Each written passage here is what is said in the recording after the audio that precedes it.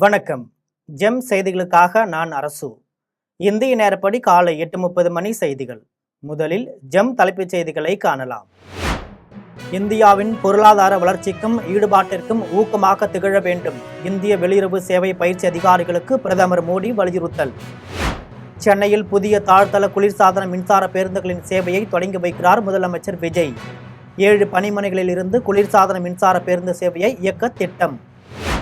தமிழக சட்டமன்ற தேர்தலில் கொளத்தூர் தோல்வியை மறக்கக்கூடாது. திமுகவினருக்கு தமிழ்நாடு எதிர்க்கட்சித் தலைவர் உதயநிதி அறிவுறுத்தல். தமிழ்நாடு சட்டப்பேரவையில் இன்று மானிய கோரிக்கைகள் மீதான விவாதம். துறை சார்ந்த புதிய அறிவிப்புகளை வெளியிட வாய்ப்பு. அமெரிக்கா ஈரான் அறிவிப்புகளால் பொருளாதார நெருக்கடி அபாயம், உலக நாடுகள் கவலை. தமிழகத்தில் இன்று 7 மாவட்டங்களில் இடி மின்னல் மற்றும் பலத்த காற்றுடன் கூடிய மிதமான மழைக்கு வாய்ப்பு. சென்னை வானிலை ஆய்வு மையம் அறிவிப்பு. இனி விரிவான செய்திகளை காணலாம். நமது தூதரகங்களின் டிஜிட்டல் வருகையை வலுப்படுத்தி அவற்றை மேலும் தொழில்நுட்பம் சார்ந்ததாகவும் குடிமக்களை மையமாக கொண்டதாகவும் மாற்ற வேண்டும் என்று பிரதமர் நரேந்திர மோடி வலியுறுத்தியுள்ளார். பிரதமர் நரேந்திர மோடி தனது சமூக வலைதளத்தில் பதிவு ஒன்றை வெளியிட்டுள்ளார். அதில் 2025ஆம் ஆண்டு பிரிவை சார்ந்த இந்திய வெளியுறவு சேவை பயிற்சி அதிகாரிகளுடன் கலந்துரையாடியதாக தெரிவித்துள்ளார். அப்போது தூதரக பணிகளை பாரம்பரிய தூதரக எல்லைகளுக்கு அப்பால் கொண்டு சென்று உள்ளூர் சமூகங்கள் மற்றும் வெளிநாடு வாழ் இந்தியர்களுடன் அர்த்தமுள்ள வகையில் இணைய வேண்டும் என்று கூறியதாக தெரிவித்துள்ளார். புதிய முதலீட்டு வாய்ப்புகளை கண்டறிந்து இந்தியாவின் பொருளாதார வளர்ச்சிக்கும் ஈடுபாட்டிற்கும் முக்கியமாக திகழ வேண்டும் என்று கேட்டுக்கொண்டார். நமது தூதரகங்களின் டிஜிட்டல் வருகையை வலுப்படுத்தி அவற்றை மேலும் தொழில்நுட்பம் சார்ந்ததாகவும் குடிமக்களை மையமாக கொண்டதாகவும் மாற்ற வேண்டும் என்று தூதரக சேவைகள் எப்போதும் விரைவாகவும் தடங்கள் இன்றியும் கிடைப்பதை உறுதி செய்ய வேண்டும் என்றும் வலியுறுத்தியுள்ளார். மேலும் நமது நாகரிக பாரம்பரியம், கலாச்சாரம் மற்றும் சுற்றுலா திறனை உலகிற்கு எடுத்துரைப்பதன் மூலம் இந்தியாவை பெருமையுடன் வெளிப்படுத்த வேண்டும் என்று கேட்டுக்கொண்டார். சென்னையில் புதிய தாழ்தள குளிர்சாதன மின்சார பேருந்துகளின் சேவையை முதலமைச்சர் விஜய் கொடியசைத்து தொடங்கி வைக்கிறார். சென்னையில் சுற்றுச்சூழல் மாசுபாட்டை குறைக்கும் வகையில் மாநகர போக்குவரத்து கழகத்தின் சார்பில் முதல் கட்டமாக 697 கோடி ரூபாய் மதிப்பீட்டில் 625 தாழ்தள மின்சார பேருந்துகள் தண்டியார்பேட்டை, வியாசர்பாடி, பெரும்பாக்கம், பூவிருந்தவள்ளி, சென்ட்ரல் ஆகிய 5 பணிமனைகளில் இருந்து இயக்கப்பட உள்ளன. இதைத் தொடர்ந்து 2ஆம் கட்டமாக 750 புதிய தாழ்தள குளிர்சாதன மின்சார பேருந்துகள் ஆலந்தூர், சென்ட்ரல், பெரம்பூர், பாடியநல்லூர், ஆவடி, கே நகர் மற்றும் ஐயப்பன் தாங்கல் ஆகிய 7 பணிமனைகளில் இருந்து இயக்க திட்டமிடப்பட்டுள்ளது. இதில் முதல் கட்டமாக ஆலந்தூர் பணிமனையிலிருந்து 130 புதிய தாழ்தள குளிர்சாதன மின்சார பேருந்துகளின் சேவையை சென்னை தலைமை செயலகத்தில் இருந்து முதலமைச்சர் விஜய் கொடியசைத்து தொடங்கி வைக்கிறார். திமுகவின் தயவில்தான் தாவேக ஆட்சியை பிடித்துள்ளதாக தமிழ்நாடு எதிர்க்கட்சித் தலைவர் உதயநிதி தெரிவித்துள்ளார்.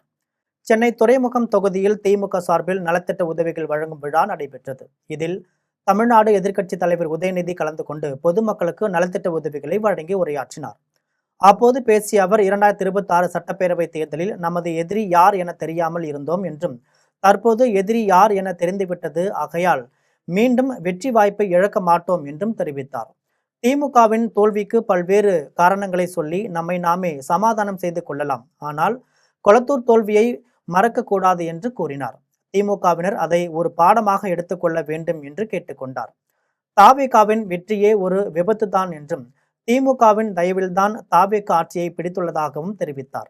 ஆட்சி அமைக்க ஆதரவு கொடுத்த கட்சிகளே தற்போது தாவேகாவுக்கு எதிராக குரல் கொடுத்து வருவதாக விமர்சித்தார். பேரவையில் எதிர்க்கட்சிகளின் கேள்விகளுக்கு பதில் சொல்ல இயலாத அமைச்சர்கள் அதை மடைமாற்றம் செய்யும் செயல்களில் ஈடுபட்டு வருவதாக குற்றம் சாட்டினார்.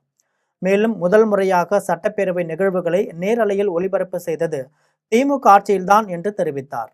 ஒரு மிகப்பெரிய விபத்து போல இந்த தேர்தல் நடந்து முடிஞ்சிருக்கு. ஏன் இன்னும் சொல்லப்போனா மக்கள் முழுமையாக அவங்கள தேர்ந்தெடுக்கல, முழு மெஜாரிட்டியோடு வந்து உட்காந்துருக்காங்களான்னு பார்த்தீங்கன்னா அதுவும் கிடையாது.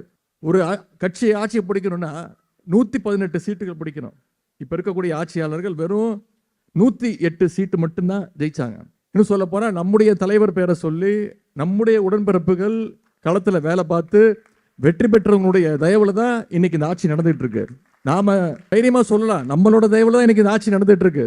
தலைவருடைய தயவுலாம் இன்னைக்கு இந்த ஆட்சி நடந்துகிட்டு இருக்கு. நம்மளுடைய தலைவர் போட்ட பிச்சையில தான் இன்னைக்கு இந்த ஆட்சி நடந்துகிட்டு இருக்கு. தமிழ்நாடு சட்டப்பேரவையில் இன்று மானிய கோரிக்கைகள் மீதான விவாதம் நடைபெறுகிறது.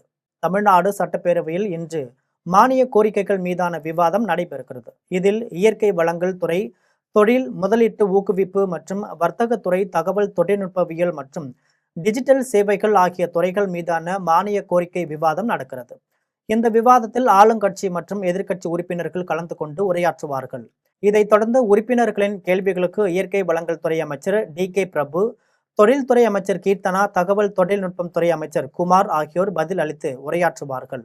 நிறைவாக இருவரும் துறை சார்ந்த புதிய அறிவிப்புகளையும் வெளியிடுவார்கள் என்பது குறிப்பிடத்தக்கது. அமெரிக்கா, ஈரான் இடையேயான அறிவிப்புகள் உலக பொருளாதாரத்தில் புதிய நெருக்கடியை ஏற்படுத்தும் அபாயத்தை உருவாக்கியுள்ளன. ஈரானிடமிருந்து எண்ணெய் வாங்கும் நாடுகள் மற்றும் நிறுவனங்கள் மீது அமெரிக்கா கடுமையான அபராதங்கள் விதிக்க நேரிடும் என்று அமெரிக்க வெள்ளை மாளிகை எச்சரித்துள்ளது. இது குறித்து ஈரானின் உச்ச தேசிய பாதுகாப்பு சபையின் செயலாளர் மொஹ்சென் ரெசாய் சமூக வலைதளத்தில் பதிவு வெளியிட்டுள்ளார்.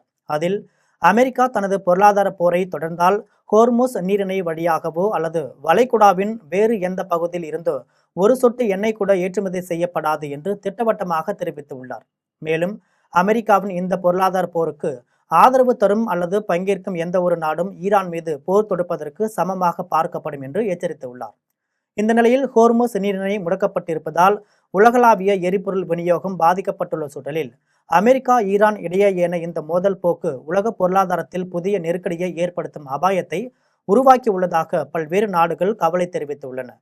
தமிழகத்தில் இன்று 7 மாவட்டங்களில் இடி, மின்னல் மற்றும் பலத்த காற்றுடன் கூடிய மிதமான மழைக்கு வாய்ப்பு உள்ளதாக சென்னை வானிலை ஆய்வு மையம் தெரிவித்துள்ளது.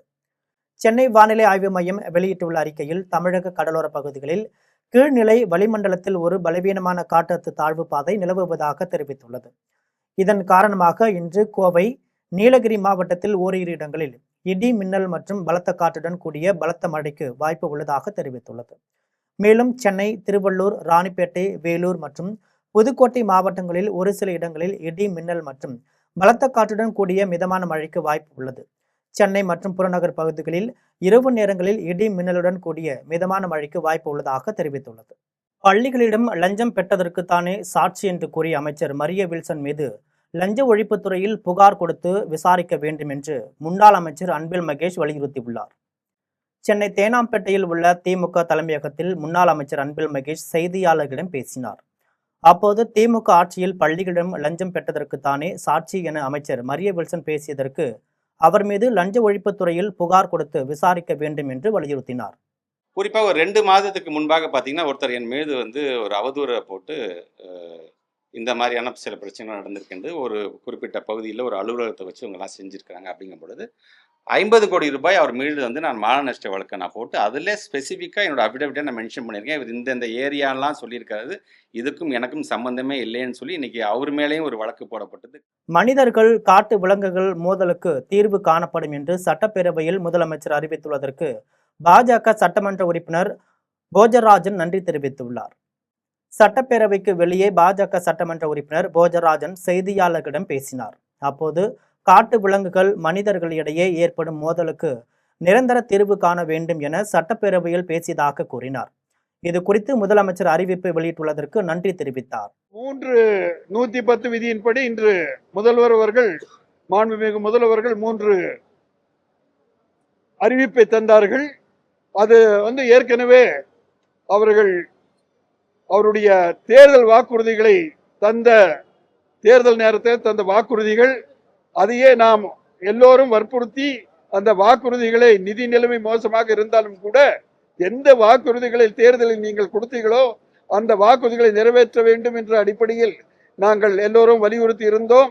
இன்றைய தினம் அவர்கள் தந்திருப்பதற்கு அவருக்கு மக்கள் சார்பாக நாம் நன்றி சொல்ல கடமைப்பட்டுள்ளோம். பூந்தமல்லியில் அரசு உதவி பெறும் பள்ளியில் காலை உணவு சாப்பிட்ட மாணவர்களுக்கு மயக்கம் அடைந்ததை தொடர்ந்து உணவு தரத்தில் குறைபாடுகள் இருந்தால் சம்பந்தப்பட்டவர்கள் மீது நடவடிக்கை எடுக்கப்படும் என்று ஆட்சியர் கவிதா தெரிவித்துள்ளார். திருவள்ளூர் மாவட்டம் பூந்தமல்லியில் அரசு உதவி பெறும் பள்ளி மாணவர்களுக்கு வழங்கப்பட்ட காலை உணவில் பள்ளி இறந்து கிடந்தது அதிர்ச்சியை ஏற்படுத்தியுள்ளது. இதையடுத்து உணவை சாப்பிட்ட 19 மாணவர்களுக்கு லேசான மயக்கம் மற்றும் வயிற்று வலி ஏற்பட்டதாக கூறப்படுகிறது. மாணவர்கள் பூந்தமல்லி அரசு மருத்துவமனையில் சிகிச்சை பெற்ற நிலையில் 2 மாணவர்கள் மேல் சிகிச்சைக்காக கீழ்ப்பாக்கம் அரசு மருத்துவமனைக்கு அனுப்பி வைக்கப்பட்டுள்ளனர். சம்பவத்தை தொடர்ந்து உணவு சமைக்கப்படும் மையத்தில் மாவட்ட ஆட்சியர் கவிதா மற்றும் அதிகாரிகள் ஆய்வு மேற்கொண்டனர். பாதிக்கப்பட்ட மாணவர்களுக்கு உரிய சிகிச்சை அளிக்கப்பட்டு வருவதாகவும் உணவு தரத்தில் குறைபாடுகள் இருந்தால் சம்பந்தப்பட்டவர்கள் மீது நடவடிக்கை எடுக்கப்படும் என்று ஆட்சியர் கவிதா தெரிவித்தார். மேலும் முதல்வர் ஜோசப் விஜய் அறிவுறுத்தலின் பேரில் நேரில் ஆய்வு மேற்கொண்டதாக பூந்தமல்லி சட்டமன்ற உறுப்பினர் பிரகாசம் தெரிவித்தார். திமுக ஆட்சியில் பல திட்டங்களை போடுவதாக நடித்து மக்கள் தலையில் ஏற்றிவிட்டதாக சென்னை மாநகராட்சி மாமன்ற காங்கிரஸ் தலைவர் திரவியம் தெரிவித்துள்ளார். சென்னை திருவொற்றியூரில் மாநகராட்சி முதலாவது மண்டபத்தின் மாதாந்திர கூட்டம் தலைவர் தனியரசு தலைமையில் நடைபெற்றது. இதில் காங்கிரஸ், திமுக, கம்யூனிஸ்ட், அதிமுக ஆகிய கட்சிகளை சேர்ந்த மாமன்ற உறுப்பினர்கள் கலந்து கொண்டனர். இந்த கூட்டத்தில் திமுக மாமன்ற உறுப்பினர்கள் மாநகராட்சியில் கொண்டு வரும் தீர்மானங்களுக்கு தமிழக அரசு உடனடியாக நிதி ஒதுக்கி தர வேண்டும் என வலியுறுத்தினர். அப்போது காங்கிரஸ் மாமன்ற உறுப்பினர் திரவியத்திற்கும் திமுக உறுப்பினர்களுக்கும் வாக்குவாதம் ஏற்பட்டது. கூட்டத்திற்கு பின் செய்தியாளர்களிடம் பேசிய திரவியம், திமுக ஆட்சியில் பல திட்டங்களை போடுவதாக நடித்து மக்கள் மீது கடன் சுமையை ஏற்றிவிட்டதாக குற்றம் சாட்டினார். இதே மாமன்ற உறுப்பினர்கள் சில பேர் 100 ஓட்டு, 200 ஓட்டு, 300 ஓட்டுலாம் ஜெயிச்சிருக்கீங்கல்ல, அது யாரோட ஓட்டில் ஜெயிச்சிங்க? எங்களுடைய காங்கிரஸ் ஓட்டில் தானே. நான் கூட 360 ஓட்டில் தான் ஜெயித்தேன். எங்களுடைய காங்கிரஸ் கட்சி ஓட்டில் தான் ஜெயிச்சிருக்கேன். உங்களை நம்பி ஒன்றும் ஜெயிக்கலையே. இது சொன்னால் இல்லை நாங்கள் தான் உங்களை ஜெயிக்க வச்சோம். இதான் அவங்களுக்கு ஒரு இதாகி போச்சு. அதாவது ஜீரணம் பண்ண முடியல. அதாவது காங்கிரஸ் கட்சி நம்மளை விட்டு போயிட்டேன்னு சொல்லி ஜீரணம் பண்ண முடியல. இவ்வளோ நாள் நம்ம அடிமையாக வச்சுருந்தோமே, அதாவது தெரிஞ்சு போச்சே, ஐயோ இப்போ அடிமையை விட்டு வெளியே போயிட்டாங்களே, அதனால் அந்த பயத்தில் அவங்க அப்படியே பிணாத்துற மாதிரி பிணாத்துறாங்க. தாவேக ஆட்சியில் லஞ்சமும் கமிஷனும் இல்லாமல் 1 லட்சம் கோடி முதலீடு ஈர்க்கப்பட்டுள்ளதாக நடிகர் சௌந்தரராஜா தெரிவித்துள்ளார். திருவாரூர் மாவட்டம் திருத்துறைப்பூண்டியில் தாவேக அரசின் 100 நாள் சாதனை விளக்க பொதுக்கூட்டம் மாவட்ட செயலாளர் பாரதி தலைமையில் நடைபெற்றது. இக்கூட்டத்தில் மாநில செய்தி தொடர்பாளர் சௌந்தரராஜா கலந்து கொண்டு பேசினார்.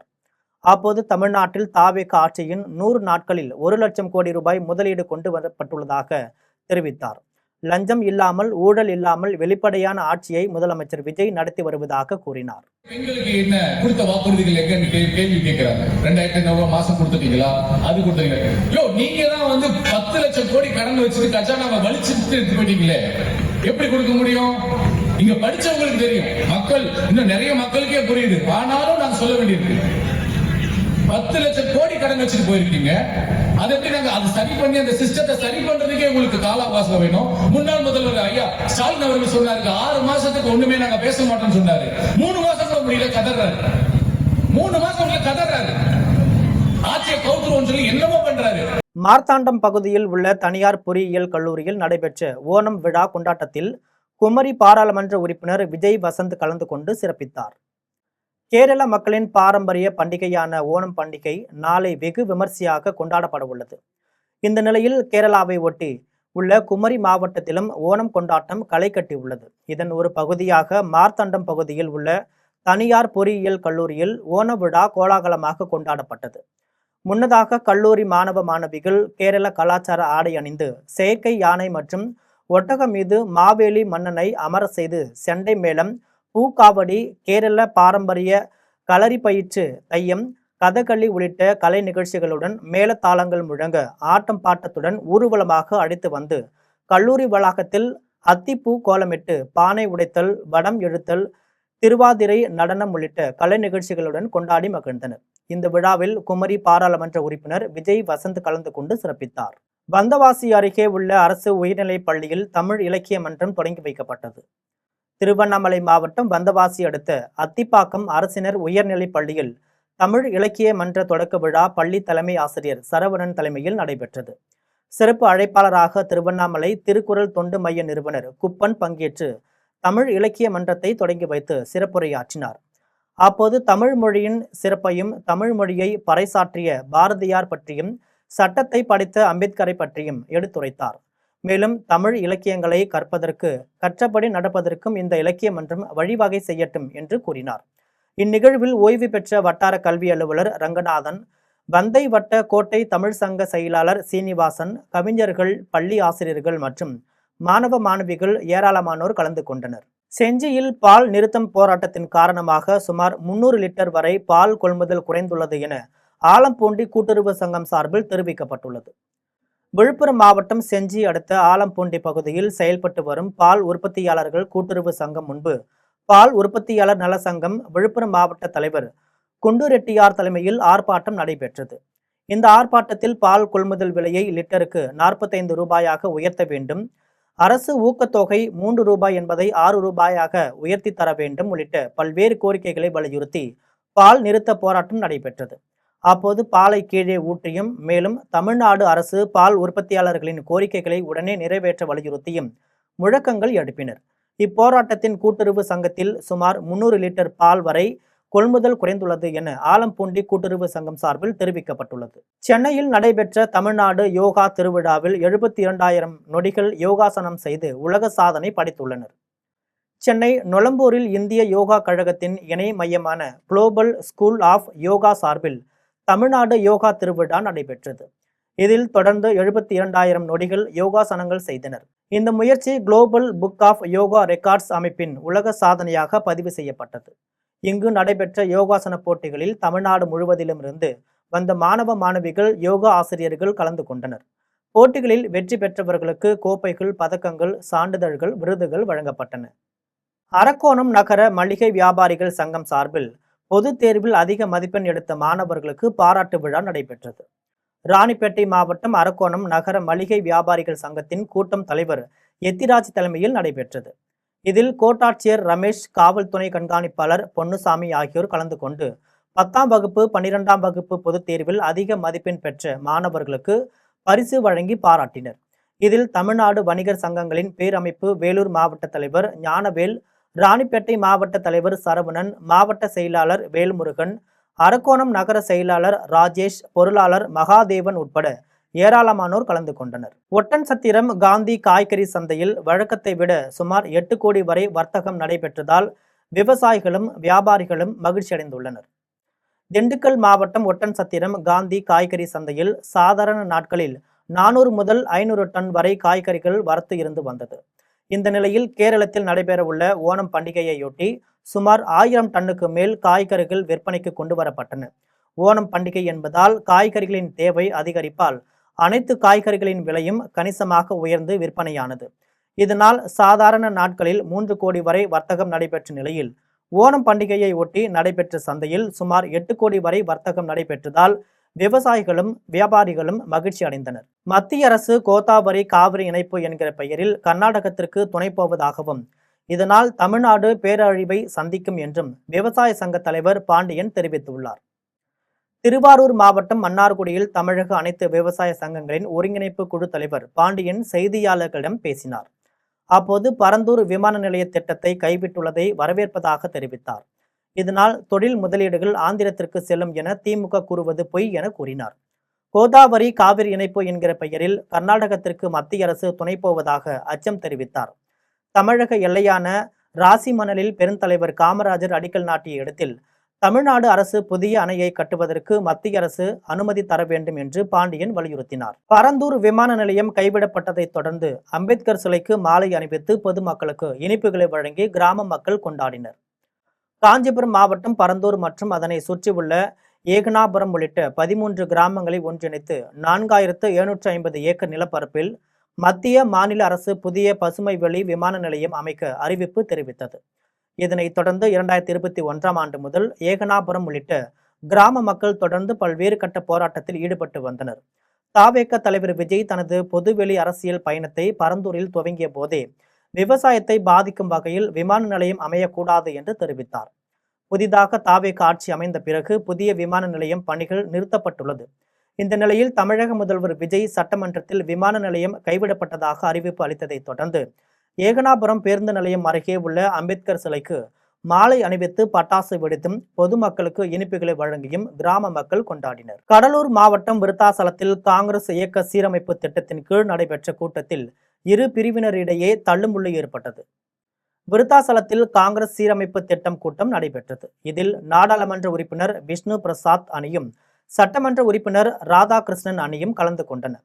மாவட்ட தலைவர் லாவண்யா ஒருதலைபட்சமாக செயல்பட்டு வருவதாக கூறி குற்றம் சாட்டினர். இதனால் ஏற்பட்ட கூச்சலில் இரு பிரிவினரிடையே தள்ளுமுள்ளு ஏற்பட்டது. இந்த கூட்டத்தில் தலைமை குழு உறுப்பினர் மதியழகன் கலந்து கொண்டு கட்சியின் கொள்கைகள் மற்றும் எதிர்கால திட்டங்கள் குறித்து உரையாற்றினார். தொடர்ந்து புதிய பொறுப்பாளர்கள் நியமனத்திற்கான நேர்காணல் நடைபெற்றது.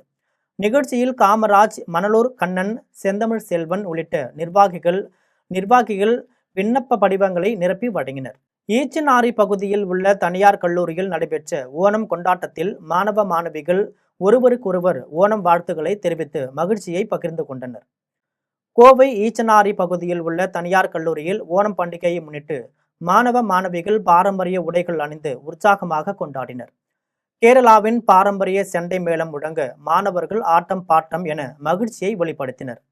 மேலும் மாணவிகள் திருவாதிரை களி நடனமாடி அசத்தினர். பாரம்பரிய கலை, இசை மற்றும் நடன நிகழ்ச்சிகளுடன் நடைபெற்ற ஓணம் கொண்டாட்டத்தால் கல்லூரி வளாகம் விழாக்கோலம் பூண்டது. மாணவ மாணவிகள் ஒருவருக்கொருவர் ஓணம் வாழ்த்துக்களை தெரிவித்து மகிழ்ச்சியை பகிர்ந்து கொண்டனர். அரக்கோணம் ரோட்டரி கிளப் சார்பில் நடைபெற்ற போலியோ ஒழிப்பு பேரணியில் சிங்கப்பெண் அதிரடி படையினர் பங்கேற்றனர். ராணிப்பேட்டை மாவட்டம் அரக்கோணத்தில் ரோட்டரி கிளப் சார்பில் மகளிர் சமத்துவ நாள், போலியோ ஒழிப்பு விழிப்புணர்வு ஆகியவற்றிற்கான பேரணி பிரசித்தா தலைமையில் நடைபெற்றது. காவல் துணை கண்காணிப்பாளர் பொன்னுசாமி கொடியசைத்து பேரணியை தொடங்கி வைத்தார்.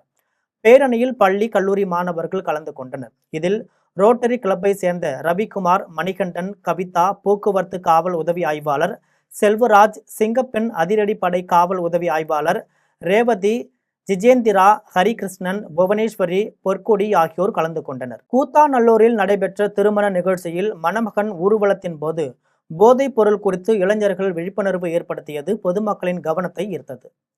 திருவாரூர் மாவட்டம் கூத்தாநல்லூரில் ஸ்கூல் ஃப்ரெண்ட்ஸ் இல்ல திருமண நிகழ்ச்சி நடைபெற்றது. இதில் முகமது ஆசாரியின், அனீஷ், பாத்திமா ஆகியோரின் திருமணம் நடைபெற்றது. திருமணத்தை முன்னிட்டு நடைபெற்ற மணமகன் ஊர்வலத்தில் பங்கேற்ற இளைஞர்கள் போதைப் பொருள் பயன்பாட்டால் ஏற்படும் தீமைகள் குறித்து பொதுமக்களிடையே விழிப்புணர்வு ஏற்படுத்தும் வகையில் கோஷங்கள் எழுப்பினர். போதைப் பொருட்களுக்கு எதிராக இளைஞர்கள் ஒன்றிணைந்து குரல் எழுப்பியதுடன் போதை பழக்கத்திலிருந்து இளைஞர்களை பாதுகாக்க வேண்டும், போதைப் பொருட்களை ஒழிக்க வேண்டும் என்பன உள்ளிட்ட விழிப்புணர்வு கருத்துக்களையும் வலியுறுத்தினர். இது பொதுமக்களிடையே வரவேற்பை பெற்றது. தாவேகாவின் 100வது நாள் சாதனையை விளக்கும் பொதுக்கூட்டத்திற்கு தேவையான மின்சாரத்தை அருகில் இருந்த மின்கம்பத்தில் திருட்டுத்தனமாக பயன்படுத்தியது அதிர்ச்சியை ஏற்படுத்தியுள்ளது. தமிழக வெற்றி கழகத்தின் 100 நாள் சாதனைகளை பொதுமக்களிடம் விளக்கி கூறும் வகையில் தென்காசி தெற்கு மாவட்ட தாவேக சார்பில் கடையம் பகுதியில் சாதனை விளக்க பொதுக்கூட்டம் நடைபெற்றது. இரவில் நடைபெற்ற இவ்விழாவிற்கு சிறப்பு அழைப்பாளராக தெற்கு மாவட்ட செயலாளர் பிபின் சக்கரவர்த்தி கலந்து கொண்டார்.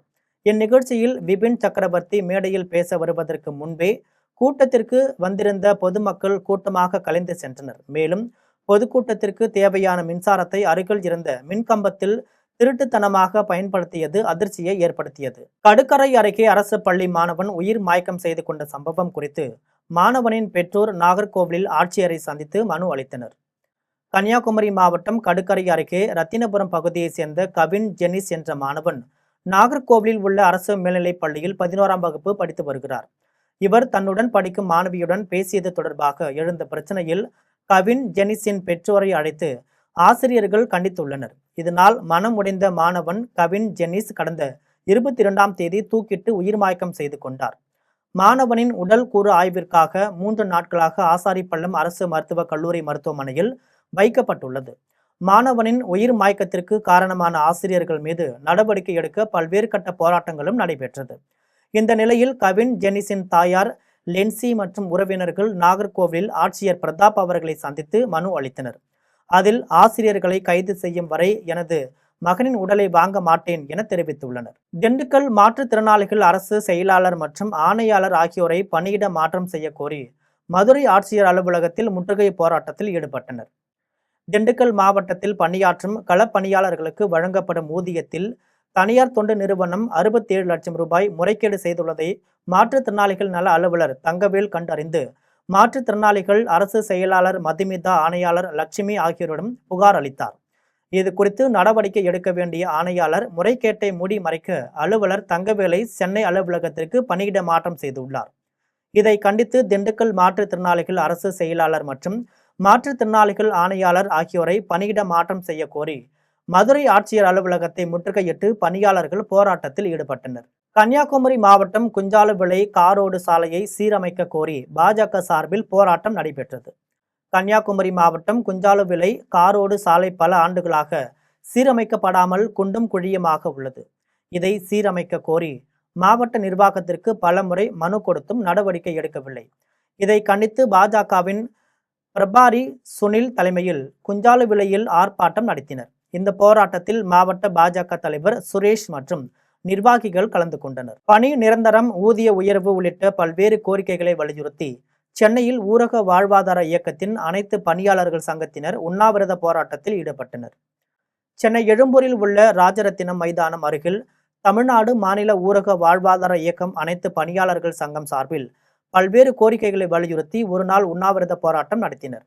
இதில் அச்சங்கத்தை சேர்ந்த 200க்கும் மேற்பட்ட பெண்கள் பங்கேற்றனர். அதனைத் தொடர்ந்து செய்தியாளர்களிடம் பேசிய சங்கத்தின் தலைவர் ஜெகதீஸ்வரி கூறும்போது, 2000க்கும் மேற்பட்ட பணியாளர்கள் 13 ஆண்டுகளாக ஒப்பந்த அடிப்படையில் பணி செய்து வருவதாக கூறினார். இன்றைய பொருளாதார சூழலில் வாழ்க்கை செலவுக்கு சம்பளம் போதவில்லை என தெரிவித்தார். ராணிப்பேட்டை மாவட்டம் சோளிங்கர் அருகே மகன் உயிரிழப்பில் சந்தேகம் உள்ளதாக பெற்றோர் கூறியதால் புதைத்த உடலை தோண்டி கூராய்வு செய்தனர். ராணிப்பேட்டை மாவட்டம் சோளிங்கர் அடுத்த வெங்குப்பட்டு ஊராட்சி கெங்காபுரத்தை சேர்ந்த கோதண்டனுக்கு 2 மகள்கள் 2 மகன்கள் உள்ளனர்.